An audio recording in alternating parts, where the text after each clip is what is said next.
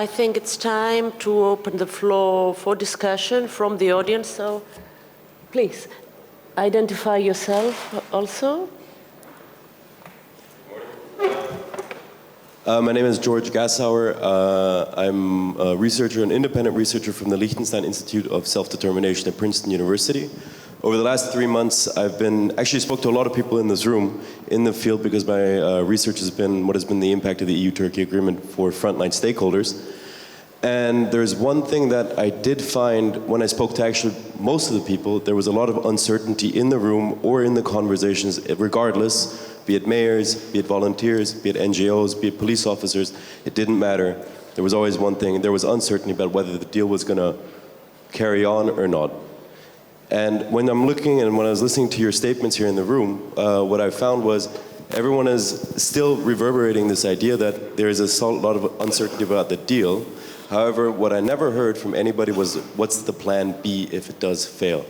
I spoke to one of the representatives of the mayor of Lesbos, and he said the island can only sustain if tomorrow 2,000 people come across, maybe for 2 or 3 days before there's a system collapse. And when I asked him what happens afterwards, the answer was, we don't know. So my question is, EU-Turkey agreement, first of all, we don't know how long it will hold, but what is the plan B? And why are we not doing anything to prepare for a plan B? Thank you. Let us take some more comments and questions, please. Good morning, Alev Korun. I'm member of the Austrian Parliament and a human rights spokesperson of the Austrian Greens. I want to point out at a very, very, very dangerous and problematic thing which is part of the EU-Turkey deal. The fact that one Syrian refugee can only be resettled in the EU when another Syrian refugee risks his or her life and gets on a boat from Turkey to Greece, because that's the deal. For everyone who comes illegally, in quote marks, and will be pushed back or sent back to Turkey, we will take another Syrian refugee, which is also concerning all the problems we have, and we have been talking about also today, is crazy. Because, I mean, when you think about it, resettle one for another who risks his life. That's the first point. The second point is, I'm afraid there will not be a sustainable solution when a legal entry to the EU is and will be kept down or impossible. Because we have been talking also in the politics and the parliaments for years now about how we can stop the business of smugglers. And almost no people also in the politics ask the question, how come can smugglers have such a huge business? And the answer is, unfortunately, they can have it because there is no such thing as legal entry. And it has been worse, actually, in the last year, because we have a debate now on so-called illegal migration of refugees, which is also absurd because the Geneva Convention says very clearly when someone seeks asylum, his or her entry cannot be illegal, or, you know, it can be by law maybe illegal under quote marks, but it shouldn't harm the person. So I wish that we would very much focus on the thing of legal entry, because as long as there is no legal entry for refugees, the smugglers will have their huge business. Thank you. I would like to bring 3 points, not to take the same time of the speakers. So I would like to bring 3 little points. The first one has to do with the word deal. Deal, it's normally done on business, not on people. So if people are being considered as part of a business, I think today discussing and even mentioning EU-Turkey deal, I think is something that I don't accept personally, using the word deal, because we're dealing about people. Secondly, I would like to ask you a question, because I see here there is a lot of challenge coming from municipalities, individuals, activists, etc. Did we ever ask the question, is this deal in which name is being taking place? Because it's called EU-Turkey deal. Is this deal taking place in our name? Not in my name. I don't accept to be on my name. So I think, first of all, each of us here is not asked about that deal. Each of us is discussing about that deal. And I think we are in a very responsible position, many of us, to bring in front both governments and the states to discuss about it, that, okay, we disagree with that. We don't want that. But in reality, for example, we accept NATO coming in the GNC, we accept Frontex building fences, we accept all these things happening, and at the same time, we are just discussing here and we don't come beyond that, what our societies are hearing about that. So the central governments, they don't work with the local governments, never. The local governments, they don't work with their own people, but they are just complaining for the central government. So I think in a way, we need to clarify a bit better our position on that level. So I think I would like, it's important to take a position on that. And secondly, I would like to bring the issue of EU who say that the main objective of EU is to save lives. The last week, WHO said also the part of a strategy for the coming years to save lives in the sea. And my question is, how? You are talking about smugglers that are making millions. I will give you an example. In Idomeni, that's bordered with the former Yugoslav Republic of Macedonia, when we were in March 2015, there were smugglers and people on the move. When the borders or the line was opened, smugglers disappeared. From the moment that the borders were closed, smugglers appeared again. So if you want to leave smugglers without business, you open a legal and a safe way, not open the borders. I mean, opening of the borders is not the same thing by providing protection to people in need. Thank you. I take notice that a lot of the arguments against the EU-Turkey statement are on a moral scale, arguing whether a deal like this could subject people to treatment that is inappropriate, etc., etc. But I would like to urge you to think, making 2 points, which are actually questions, its political essence. The deal is not having a stabilization effect, as Gerald is arguing. Actually, it does the opposite. If you go back at the end of 2015 and look at the history of the deal so far, you will see that it's the actual instrument through which Merkel and the European Union gave enormous political capital to Erdogan to go on with an authoritarian agenda that was not disputable at the time, and of course it didn't appear as radical as it is today only after the failed coup d'etat. It existed and it was there. So it gave time to a political process that was destabilizing to go on practically. Second, the deal produced a terrifying effect regarding the relationships between states on a bilateral level or an international level, regarding on the incentive it provides to commodify migration diplomacy. You had an immediate reaction in Africa after the statement was put in action, with countries more or less threatening to destabilize migration establishments or migration agreements if they didn't get a better trade-off with the European Union or the international community. And this is going to stay when the deal is not going to be around, but only in the history books anyway. Last but not least, the deal is not protecting Europe from the xenophobic and racist backlash it is facing. It is actually vindicating the Orbanites' argument that they came up with the political solution and enforced it on Brussels and the moderate politicians. Because it happened and it materialized not in a political process that was turning against them, but in a political process that was telling to the middle classes of the European societies, especially in Northern and Central Europe, that give us some more time, we are going to solve the refugee problem. Not give us some more time, we're going to find a solution that brings up a multicultural integration plus regulation situation for the refugee crisis. So I'm afraid that, to wrap it up, the deal is extremely problematic. It produces enormous political toxicity, and therefore it needs to be put in the shelf. Thank you. I think we can have a first round of reactions to your comments and then take more questions. Okay? Gerald. Okay, well, first on the point that Aluf Koron raised on the one-on-one. Well, first of all, I fully agree. This was a really silly part of the deal, but it is also completely irrelevant. It's never been implemented.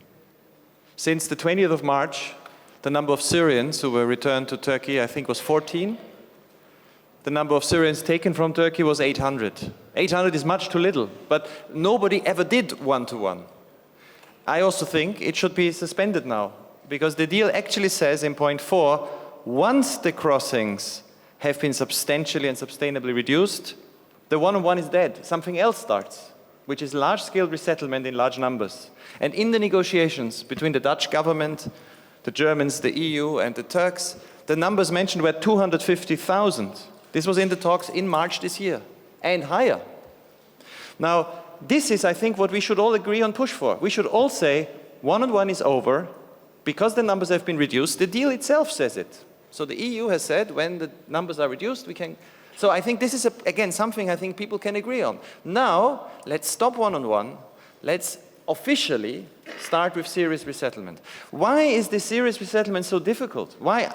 You know, partly it's politics. But in Germany, I know a lot of, just recently traveling through some German towns, talking to people responsible for housing, they say, we've now prepared for many more people. Now nobody's coming. But the problem is that the moment you move to resettlement, which is by far the best method of a legal way, because you don't need to pay smugglers, the moment you go to resettlement, you discover that we don't have the instruments. The EU countries have no instrument for fast, quick resettlement of large numbers. UNHCR, the biggest resettler in the world, resettles every year less than 100,000 people in the whole world. That's their experience. That's what, and when the EU asked UNHCR, end of last year, can we resettle people quicker? UNHCR said, stop, stop, stop. So quickly we can't do it. Perhaps you can do 50,000 in a few months. This is a catastrophe. So I think if we use the EU-Turkey deal to develop the capacity, because we've promised, and here we have an interest with Turkey and with the refugees, to develop the capacity for the EU to take a few 100,000 people in a year, we can all push for this and say, this is what you, the EU, agreed.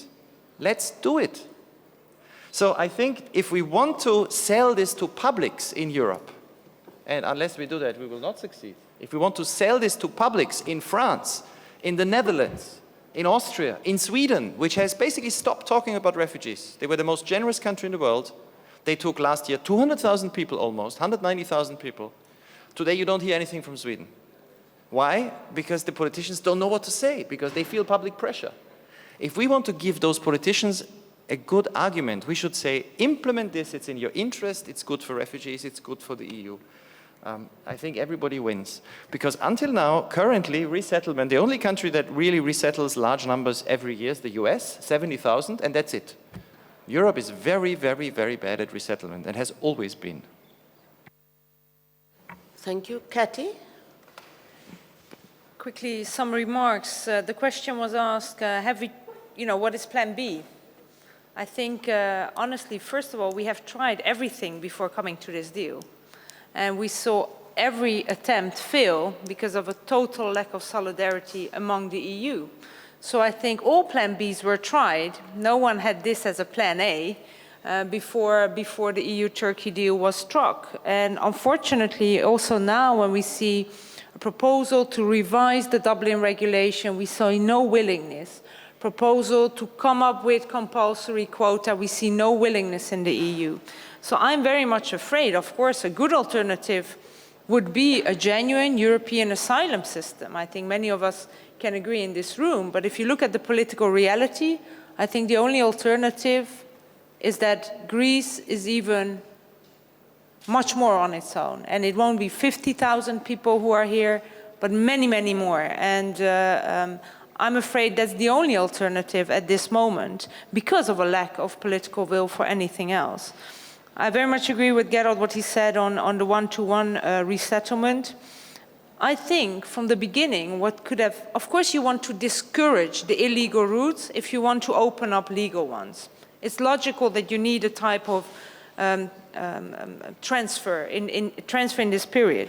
You could have said those people arriving through the illegal route, of course they have the right to protection, but for instance not the right to have family reunification or not the right for permanent residence, because for that you can take the legal route. This could have been an option, unfortunately missed, and I'm starting to be very doubtful if we will still see a large-scale resettlement. We saw at the beginning 10 countries who were in the coalition of the willing, the countries which were willing to do large-scale resettlement. I think there are 2 left, perhaps 3. And also if you look at the general discussions in our own member states, the gentleman asked, you know, in whose name? I think in the name of many, many EU citizens. And we might be in this room a minority, but I very much see that what was happening before was untenable. It was untenable for the people on the islands in Greece. It was untenable, I think, already for 5 years for a population in Turkey. Let's not forget about that, and in Lebanon and Jordan. And, you know, we can rationalize it, but this is very much how I also felt it being in the Netherlands. And especially not so much the numbers, but the fact that we saw that only a couple of countries which were faced with the influx of the refugees, like Italy, Greece, Germany, Sweden, Austria, Netherlands, and for the rest, there was no solidarity of the other 20 EU countries. I think this is something that is also very much in the psychology of people. Of course, you're willing to resettle people, but not if you're the only country in Europe. And that's how we are blocking each other from moving on. The gentleman in the back, the journalist, you know, from an EU perspective, it's working. From a refugee perspective, it's catastrophic. At least before this deal, you had the option to risk your life. At least you had the choice. Now there's no way of doing it. And I think also from the perspective of Turkey, the deal is definitely not delivering a lot for Turkey. I agree the worry that the EU is losing its credibility by making migration the center of its foreign policy. Instead of solving the crises we're talking about, I also feel that since we have the EU-Turkey deal, the Syria crisis is again shifting away from our attention. Of course, for 4 years, it was not on the top of the EU agenda. It only came on top of the EU agenda when we had the influx of 1 million. And now with the EU-Turkey refugee deal there, I have the feeling it's again slipping away. And this is, of course, the root cause of so many lives being destroyed. Just one last question remark on Gerald, where I don't agree. I don't think it's the UNHCR lack of capability. It's a political will. UNHCR is not the one registering refugees in Turkey, at least not the Syrians. And this deal is only about Syrians. So that's a big difference with other countries. And look in Greece, we have agreed on relocation, which is a kind of resettlement within the EU. People are ready, they're processed. And still, other European EU countries are not taking over through the relocation the people there. So I really think the problem is in politics rather than in a lack of capacity to organize it. Mr. Papagiannakis. Yeah, about the plan B. From what you hear, there is no plan B. There is no plan B. So if Turkey wants to make a power play and open the borders for even one day, you heard it in Lesbos, if 2,000 people come in a day, the system will collapse in 3 days. The same goes for Samos, I think. The same will go for Leros or Chios or whatever. And the same will go for the country if all these people from the islands are being brought into the mainland. So there is no plan B because, again, I repeat myself, we let things go to the end. So this was the only solution. Unfortunately, we have to live with this. I don't know what is the alternative. I really can't say.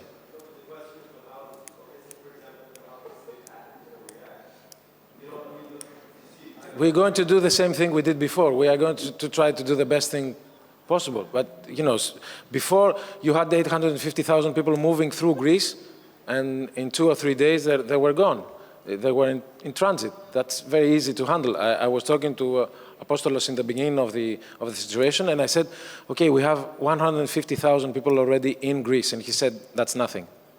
This is nothing. You can manage 150,000 people, 250,000 people even. If you have the system, you can manage it.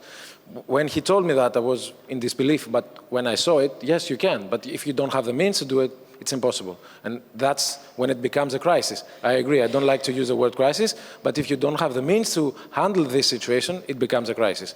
And for the rest of Europe, it was the same. Germany has an excellent system of asylum, but when you have 800,000 people coming in 8 months, the system collapses, and it will take, I don't know, a year maybe to process everyone, maybe more. And that's what worries the Germans, not the lack of system, the limitation of the system. Greece had no system at all. So, you know, in between this, you have a crisis. And I agree also with the remarks on the political side with Apostolis. The deal is very toxic. We should have been more open, create a legal way of migration, a common asylum system, but before, a year before, or maybe more, because we knew that this would happen. This happened, and Europe for the first time saw how it is to have refugees on your own soil. Greece is being treated like a third world country. We are using tools that we use in Africa and the Middle East. This is unheard of in Europe, but we knew that this would come, and we didn't do anything. And this is one of the main failures of Europe. In every major political crisis, Europe is being caught with her pants down, always. It's not the first time. We have seen it before, and we've never taken the right conclusion, never. And we are repeating again and again the same mistakes. But now we are talking about people who move. This is not a debt crisis. This is not a crisis of numbers. This is something that has to do with people, like the mayor of Pozzallo said. You have people moving, who want to move, who don't have any other choice. And this will go on and on and on. We have not only the war in Syria. We have the war in Yemen. We haven't seen anything yet. We are waiting to see the consequences. We have wars in other places or other parts of the world. We are not talking about it. We are focusing on Syria, rightly so, but there are other causes for anxiety, in my view. So we are doing, again, the wrong thing. Of course, the question is, like Gerald said, if not this, what? I can agree, but, you know, if it fails, and we don't have a plan B, if it fails, then what? Then nothing. We will go back to the situation before the 50s. And you remember what happened then, because I think we tend to forget why we did create the European Union. We had 60 years and more of prosperity. Now, because when things are good, everyone is happy. When things are bad, then everyone, you know, and we are paying a very hefty price. So, Mr. Angelopoulos?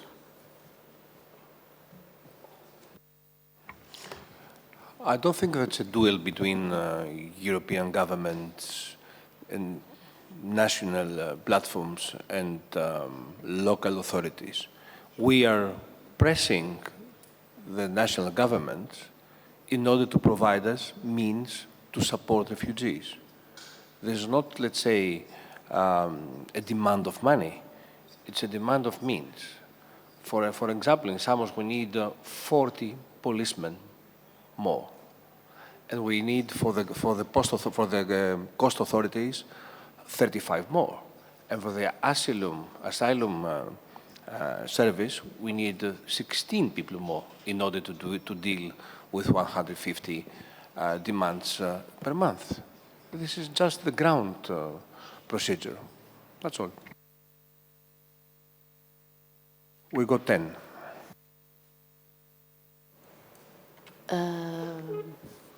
Yes, Gerald.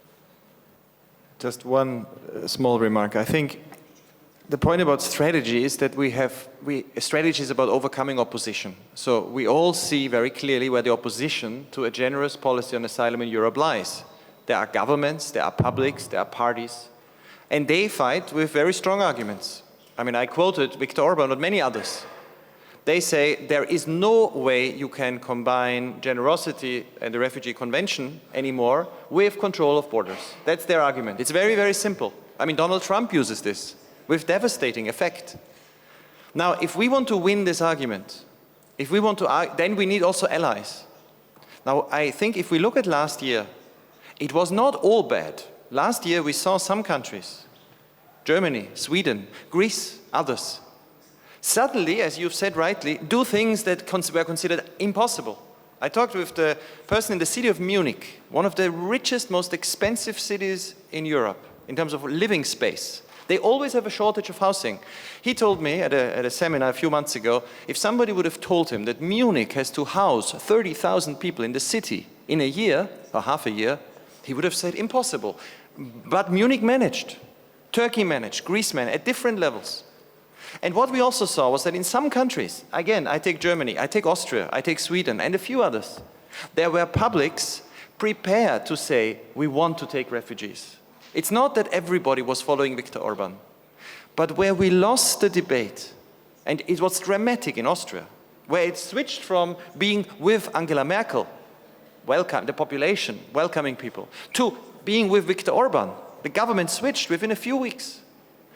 I think it was partly this sense of a loss of all control. And then the far right said, you've lost control. So I think this is why we are now in a position, it is hard to argue for resettlement when people are not flooding in large numbers across borders. But we must do it now. We must now push to say, Europe cannot leave this problem in Greece or in Turkey. We have to do this. And there the danger is that the governments that would be most likely to support this in Europe today are the ones most attacked by the human rights groups for the EU-Turkey deal. I mean, it's a paradox that Turkey and Germany, the two countries that in numbers took the largest number of refugees, are the target of all the human rights attacks because you made this dirty deal. I think we need to turn it around. We need to say, look, you made this deal, let's say Angela Merkel, go ahead and implement it fully. And we don't wait for a European solution. Because now, my last point, I used to think, I think our whole generation, that European solutions are by definition liberal. I mean, we used to think Europe is cosmopolitan, it's international, it's progressive. I think if you have a meeting today of EU heads of government and they find a European solution, it's going to be the Orban solution. That's the consensus. So actually, I don't want a European solution anymore. Because if it is Orban, I want Germany, Austria, Sweden to be more generous than a European consensus. So let's focus and push for a coalition of willing states to be more generous and shame the others and not to hide behind the others. So in a sense, saying we need a European solution helps at the moment those who want no solution. Because the European solution on offer is so much anti-refugee. May I exceptionally make a remark? There is a plan B. It's existing, and there are people waiting to implement it. You know who are the people? They are Orban, they are Le Pen, AfD in Germany. Yes, there's a plan B. And that is the worst we can have in Europe, because it's the destruction of a human rights Europe, a Europe who has the minimum standards of human rights. That is the plan B. We have to know that there are people waiting, and the people are winning election after election in many countries. And that's the danger I think we should have in mind. Let me give the floor to Mayor Mustafa Tosun for his reaction. Tabii dediğim gibi biraz önce belki ben yaşadığım şartlardan sizden diyorum, yani bunu baskıyla yok edemeyiz. Ne çözüm? Oturursak oturalım. Buradaki tek çözümün ben bölge barışı olduğuna inanıyorum. Bunun dışındaki hiçbir çözüm bu olayı durduramayacak. Çünkü daha önce söylediğim cümlelerde de söyledim. Yüzme bilmeyen insanlar umut diye Avrupa'ya gelmeye çalışıyorsa bunu baskıyla durduramazsınız. Bir şekilde bu kaçışlar devam edecektir. Bunun için tüm Avrupa Birliği'nin ve bölge ülkelerinin barışın altına imza atması gerekiyor. Başka bireysel fikirlerimiz olabilir, farklı çözüm önerilerimiz olabilir ama bunu gerçekleştirmediğimiz müddetçe bu olay çözümlenmeyecektir.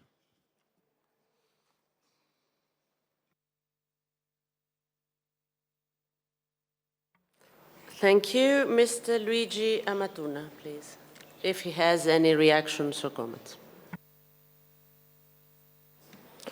Sì, i sindaci sono in trincea tutti i giorni, sono i sindaci che ricevono tutte queste persone che arrivano. Io specialmente sento lontanissima Bruxelles, sento lontana Roma. generalmente viene delegato al sindaco di fare accoglienza. Loro stanno lì sugli scranni del Parlamento e noi combattiamo quotidianamente perché non abbiamo le forze dell'ordine, non abbiamo i mezzi per poter fare accoglienza. Un esempio fra tutti può essere quello dei minori non accompagnati. C'è una legge in Italia che dice che se un minore viene trovato nel territorio nazionale, nel territorio cittadino, viene affidato al sindaco. Con un'estensione di questa interpretazione, tutti i minori non accompagnati che arrivano a Pozzallo vengono affidati al sindaco. E sono centinaia e centinaia. Come può un sindaco avere in affidamento queste persone? Non solo, ma anche l'obbligo di farli uscire direttamente, immediatamente dall'hotspot dove arrivano e sistemarle in strutture accreditate. Ormai le strutture accreditate sono esauste e quindi abbiamo difficoltà a poter reperire locali per poter sistemare questi ragazzi. Probabilmente faremo partire i sindaci impegnati, 4 sindaci degli hotspot, faremo partire una proposta al governo per far sì che questi minori fossero affidati a delle famiglie italiane. Vedete, tutti i giorni in comune vengono persone che chiedono un sussidio, che chiedono un lavoro.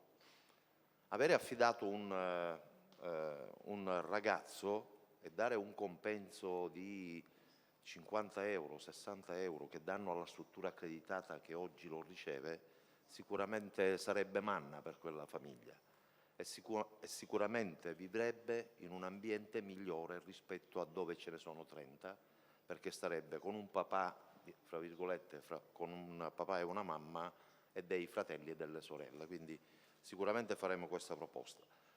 Però è chiaro che tutti i giorni combattiamo, tutti i giorni non abbiamo risposte e però per amore di accoglienza, per quelle cose che dicevo prima, ci sforziamo di poter accogliere queste persone nel migliore dei modi possibili. Thank you very much. Mr. Zabalgogeazkoa. I want to say that during the discussions later, I think that please remember again that this is not over. There are hundreds of thousands of people that they are probably going to be forced out from Syria and Iraq in the next weeks and months, and this needs to be, factored in whatever discussions that are going to happen in the next coming times. Mr. Güngör? So at least I have 2 bad and 1 good news, maybe. Otherwise, yeah, okay. So that we have a positive maybe option. The one thing is, I think when we talk about solutions, I think some solutions, not other solutions, they describe the problem. So this is a problem. So when we say how we can convince in the European Union, so one thing is, in a time in which we need the highest solidarity in Europe, and we have the highest level on desolidarization in the first point. The second thing is that we talk about the right-wing parties and the urbanization as a solution of EU. I think maybe we make the mistake that we listen too much about the public discourse and that what politicians says. And maybe I want to begin with now with a good message. When we look to the public debate, it is very driven by fear, by ressentiments, and so on.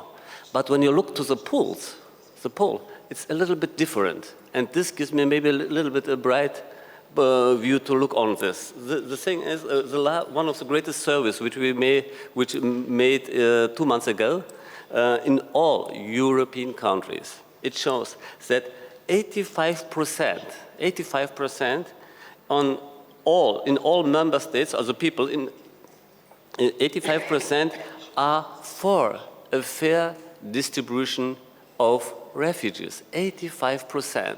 So it's completely different to the official discussion that we have in the first point. So even in the Visegrad countries, like we talk about Orban and Hungary, 45%, even in Hungary, in Czechoslovakia and so in Czechoslovakia, they are for a fair distribution. And another thing is, and you talk about it. On the other hand, 78% in the whole European Union, which are asked, they say we want the control on the border. When we have the control on the border, then we are able to promote, to work with the resettlement. So I think maybe when we talk about now, I think how we can find strategies to communicate this a little bit more. I think when we look only to the published opinions, I think it is desperating. So we have to look maybe in another places about what people talking. And one point for Turkey. I'm not sure how long the deal will hold. I'm not sure about it, especially with the beginning on the deal. When you look to the discourse in Turkey, they always play. Maybe we want them, and they ask also, but look what Europe do or not do with the resettlement and so on. I'm not sure. It doesn't seem like an agreement which could hold in a long term. So we have to look for other possibilities. And one of the worst case possibilities is that, and I think now we began a little bit with them, maybe that the border goes from Turkey to Greece, that we have the close on the border on Greece, and Greece will have the function from Turkey. So, and maybe with much resources from the European Union, but we will have in Europe the situation that Greece have to handle these problems when we not find another solution. But I want to say it again, maybe it helped us to look a little bit more about the opinions in the society and maybe to connect them and to work for strategies. Otherwise, we are discussing in a situation which it's nothing possible. Thank you very much. As time runs out, I think I will steal 10 minutes from your coffee break in order to have the possibility to take one more questions, and I propose that they are answered, if they're questions and not simple comments, only by Gerald Knaus, because it's the EU-Turkey agreement that we're discussing. Please, can you raise your hands? Please, yes. Yes. We're discussing of a deal between EU and Turkey, but a different Turkey. When the deal was done, we had a different Turkey. Now we have a Turkey with being under a state of emergency after one attempt of coup d'etat, and we don't actually know who exactly did this coup d'etat. And in this situation, we have Erdogan that has started prosecuting people, Turkish people. I'm not sure, but has anybody considered what will happen when we have Turkish refugees, political refugees, and we will have? If we don't realize it, then we are doing something wrong. So even if things are great with the deal, even if Syrians, no Syrian will come, no Afghani, nothing, everything will be fine there. What is going on with that? We'll have Turkish refugees, and we have to realize that. And it's a big problem. This was a question, what we are going to do, because it seems like the discussion is being in a vacuum with no attachment to the reality of today. And today we have a different reality. So the other points is not for now. Thank you very much. Yes. My name is Muhammad Ali. I'm one of the refugees of Syria. I would love to ask the gentleman that when he said there is no system here in Greece, it's whose fault? Is the refugees' fault, or the Greece fault, or the EU fault? After many months to realize that the progress here took a long time, first with the Skype system, which was 1 hour per day, three days per week, to 100,000 refugees here in Greece. It took a long time of the refugees.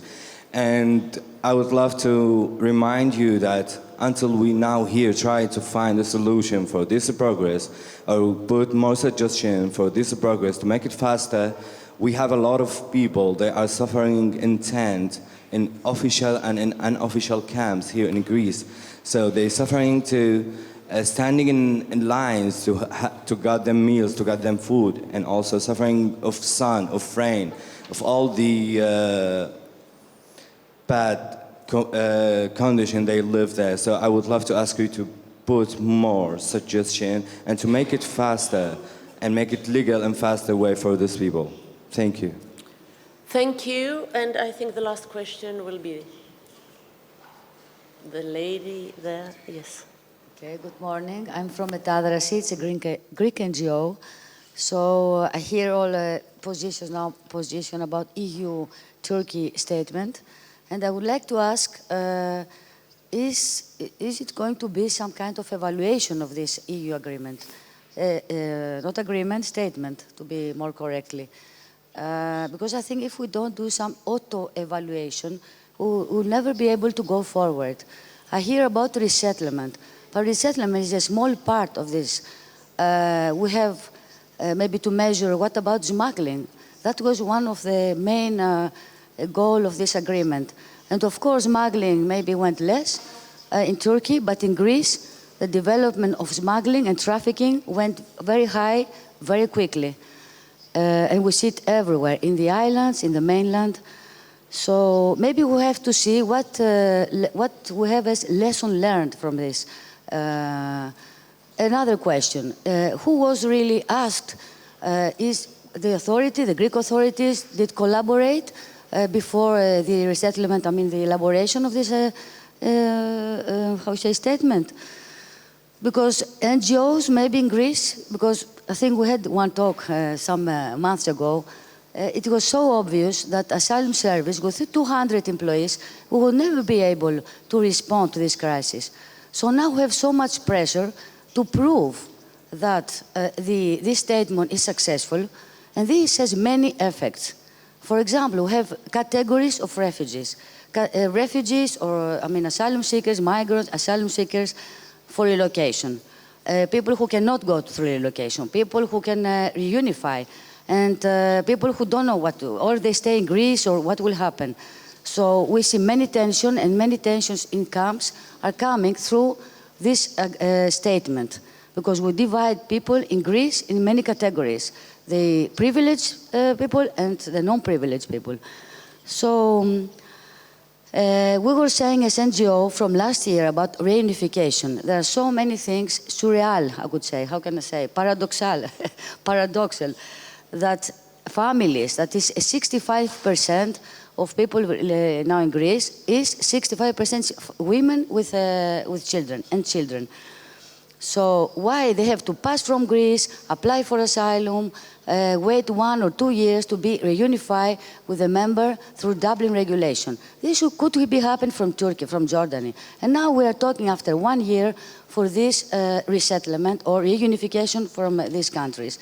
So what I see, Europe is always coming after the events, very slow, taking decisions after a long time. And what we see, this agreement, we're talking about relocation, how many places other European countries gave it to Greece? Very, very few. How much capacity? I'm not talking about money, because money many times is not the issue, but the capacity, human capacity, I heard that.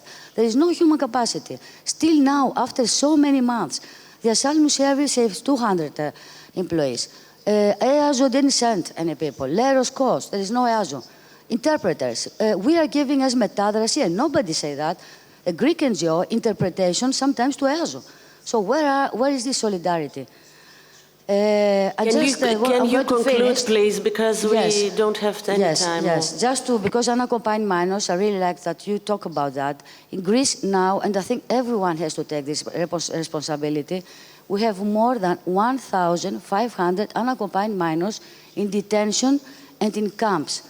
Because many of these uncles, you know, traffickers or smugglers or maybe friends, leave these unaccompanied children in camps and saying, you know, it's not my child. So what we're going to do as Europe, what we're going to do, and we have to see other ways, like a laissez-passer, to register these kids and go quickly. Every day is passing, these kids had a traumatized experience. And these kids will stay in Europe. Thank you very much. Thank you. So, Gerald, and then I think you should, Mr. Papagiannakis, answer the question of the Syrian refugee. Last 2 minutes, please. Okay, so 30 seconds per answer. On Turkey, we don't really know. We will see what happens. Turkey, you know, the last few days surprised everyone, including the Turkish president and the people who led the coup. Nobody knew what would happen. Nobody knows what will come out. But one thing is certain, and that is very interesting.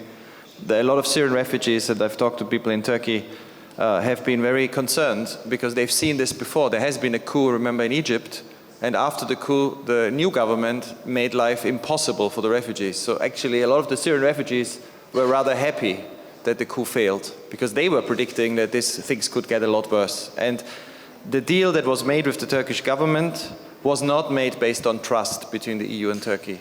I mean, there is no trust today. In Ankara, I mean, talk to anybody in Ankara, they don't trust the EU will do anything. And there are not many people in Brussels who trust the EU. It was based on interests. I mean, there are interests here. And Turkey at the moment doesn't need to do very much because Greece doesn't send anybody. It's not at the moment a huge responsibility for Turkey. So I think we have a bit more time to make it fully work. And then we will see what happens in Turkey. Second, on the conditions in Greece and on the asylum service, we wrote about this 4 months ago. It was obvious, of course, if you want to deal quickly with even 8,000 asylum applications, the Greek asylum service is incapable of doing it. It's too small. It's too young. So this is where the EU needs to come in. I think the one thing we should all push for is that there should be an ability, and the EU talks about it in theory, but it hasn't, here it proved again it didn't do it. An EU asylum support mission. I mean, there should be 300 caseworkers from Denmark and Belgium and France and Germany, and make it an EU mission. Those who get asylum shouldn't have to stay in Greece. They can be relocated immediately. Those who don't get asylum, the EU should be in charge. You know, Greece can control it. Greece can make the final decision, can veto any decision. Okay, that's fine. But Europe should pay for it. Europe should organize it. It's shocking that we have no caseworkers on some Greek islands. It's shocking. But it's just bad organization. The Europeans offered 100 people. The Germans offered 100 people. In the end, they sent 8. They were told, we don't need more. We can't absorb them. I never understood that. No, I mean, they were told that, which is crazy. In fact, what I think should be done is you should make it an EU mission with, in the end, a Greek head. An EU mission where all the interviews are done, you know, with 300 people, 1 interview a day, 20 days, you have 6,000 interviews. And then it goes to Athens, and then the Greek authorities look at it and make the final decision. I don't think there's any explanation why this hasn't been done. Last, on relocation, I mean, it is another shocking failure. The decision was made last July to relocate 16,000 people from Greece, later expanded to more than 60,000. Of those 16,000 from last July, the EU has relocated 2,000 by the 5th of July this year. 2,000. Now, I would like to see detailed studies, analysis, done by NGOs and researchers and think tanks and the European institutions to examine exactly how this breaks down. Where does it fail? Because what is also shocking is until now there have only been 11,000 offers from EU member states to Greece and Italy together. But of those 11,000 offers, even those Greece has not yet been able to fill with people. I mean, something is clearly failing, and those who suffer are actually the refugees who could benefit from relocation, who could be having a fast procedure. I mean, I fully agree with you. This is crazy. This is a question of management. Any Champions League football game is better organized than this. 1 minute, strictly. Less than that. I could hide behind the lack of competency for the municipality concerning the asylum service because the asylum is a state responsibility. But in reality, I should say that Greece is not facing only the refugee situation, but in the same time, we are under a memorandum with creditors that limits the capacity of the state to act. We cannot hire anyone. So we have a very small service, a very young service, but we cannot hire any more people to make it bigger. We cannot. It's forbidden. So you have the conditions of a perfect storm for Greece. I'm not saying that Greece is doing everything remarkably, far from that, but I don't want to badmouth my country all the time. So I'm saying that this is the perfect storm. Many things went bad in the same time, which is very rare, but sometimes it happens. You have to find the solution. Maybe what Gerald said, the European mission for the asylum service, because in the end, the state should decide on asylum. This is a national prerogative for the moment. So yes, we should find other alternatives. And for the moment, the ones who are paying it are the refugees. You're right. I don't have a better answer than that, I'm sorry. And I'm sorry in general. Thank you very much. I think we had a very lively and very to the point discussion. Now.